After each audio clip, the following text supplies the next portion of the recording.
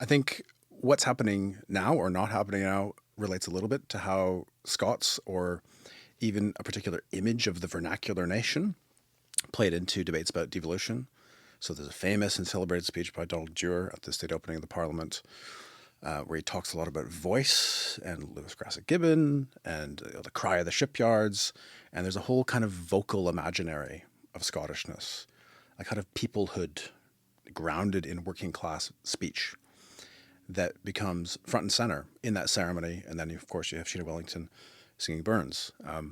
So the sense of a kind of consecration of the Parliament as a political institution through the associations of vernacular folk culture is, I think, really important symbolically in that moment.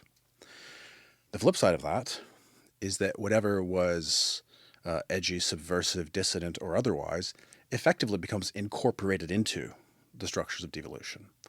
And you'll find this in many, many areas of devolved political culture, I would say, that the structures that were quite exciting and movements that made it happen are integrated into it, assimilated into it, and don't have a lot of purchase beyond the fairly small orbit of Holyrood and its debates.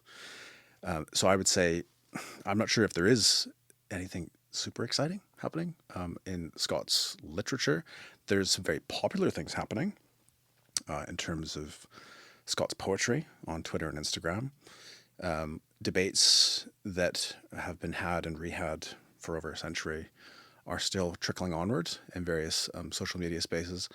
But I find that a sort of, I don't know what Aaron thinks, I find that at times kind of tedious and disappointing in a way, in that there have been like quite clever and interesting things said on these questions, going back to like McDermott and then several of his successors, and then debates in the 80s and 90s. If you think of people like Liz Lochhead or James Kelman or Tom Leonard. And it's as though none of that actually happened. There's like an incredibly superficial, going around in circles quality to the debates that I notice online today.